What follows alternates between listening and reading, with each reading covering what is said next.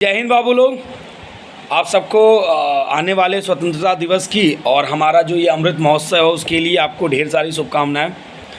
बताना ये था कि जो आपका अभी एंट्रेंस का डीडीयू एंट्रेंस का जो नंबर आया है, कई सारे बच्चे पूछ रहे हैं सर इतना नंबर आया, मार्क्स हमारा मतलब एडमिशन होगा या नहीं होगा। तो हम पहले बता दे रहे हैं, अगर आपकी कैटेगरी जनरल है तो कम से कम जो अभी कट ऑफ आया नहीं है, कट ऑफ डिपेंड होता है कि नंबर ऑफ़ एप्लीकेंट कितने हुए और फिर हाईएस्ट मार्किंग कैसे हुई, तो उसके हिसाब से कट ऑफ तय होता है। लेकिन एक बेसिक स्ट्रक्चर बता दे रहे हैं, उससे कम या ज़्यादा होगा तो आप अपने आप को समझ पाओगे। एग्जैक्ट नहीं है लेकिन अप्रॉक्स है ये। तो जनरल कैटेगरी अगर, क्योंकि 200 नंबर का आपका हुआ है, तो जनरल कैटेगरी अगर 225 प्लस नंबर पाई है, ईडब्ल्यूएस की अभी हम बात नहीं कर रहे हैं, ईडब्ल्यूएस लगेगा 2-3 नंबर का फ़र्क पड़ेगा।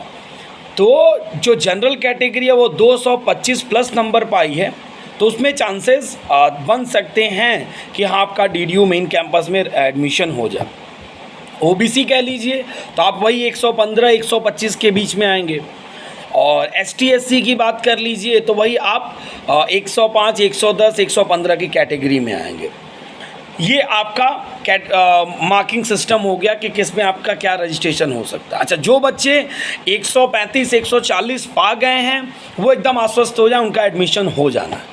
मतलब जनरल मान के चलिए 130 प्लस है, कंफर्टेबल हो जाए। ओबीसी 120, 125 प्लस है तो कंफर्टेबल हो सकता है, और एसटी एससी जो है वो 120 प्लस हो जाए या 115 प्लस हो जाए तो कंफर्टेबल हो जाए।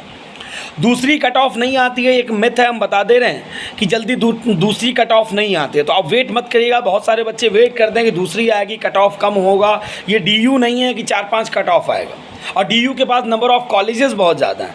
कोई डीयू मेन कैंपस में एडमिशन नहीं कराता है, बहुत कम लोग कराते हैं, लोग कॉलेजेस में एडमिशन कराते हैं। तो यहाँ एक हम क्लियर कर दे रहे हैं, यहाँ हम लोग कॉलेज में एडमिशन तो हम अलग से कराते हैं क्योंकि ज्वाइंट एंट्रेंस वाला कॉन्सेप्ट ख़त्म हो गया।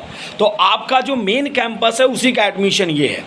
तो जो इस मार्किंग स्कीम में हैं वो लोग वेट करें कट ऑफ का। बाकी लोग अदर कॉलेज में, अगर शहर के कॉलेज में कराना है तो आपका मारवाड़ है, इस्लामिया है, कॉमर्स के अच्छे कॉलेज, फिर आपका दिग्विजय नाथ जी का कॉलेज है ये, फिर आप मारवाड़ हो गया, इस्लामिया, फिर सेंट एंड्रूज है, एमजीपीजी में भी कॉमर्स आ गया है, डीएवी है, और आउटर में भी। और एक और ऑप्शन है आपके पास, जो बच्चे अगर परेशान होंगे कि भाई हमको डीडीयू में ही जाना है, तो आप डीडीयू प्राइवेट भी कर सकते हो। अगर आप उसके साथ सीए, सीएस, सीएम में ऑप्ट कर रहे हो तो आप डीडीयू प्राइवेट कर सकते हो। एक और बात बता दें, रेगुलर और प्राइवेट में कोई फ़र्क नहीं है, बस फ़र्क इतना है कि आपके मार्कशीट में रेगुलर में आर लिख के आएगा, प्राइवेट में पी लिख के आएगा। लेकिन कहीं आप इंटरव्यू के लिए जाओगे तो उसकी वजह से आपको हटाया नहीं जाएगा कि आप रेगुलर थे कि प्राइवेट थे। नॉलेज बेस्ड सिस्टम हो गया, और आगे गवर्नमेंट एग्जाम में भी रेगुलर प्राइवेट में कहीं रोक टोक नहीं होती है। आगे बात समझ में, इसमें बस एक फ़ायदा होता है, रेगुलर होते हो तो आप आगे के कोर्स में थोड़ा सा एक आध कुछ % का वेटेज मिलता है, तो उसमें परेशान होने की कोई ज़रूरत नहीं है।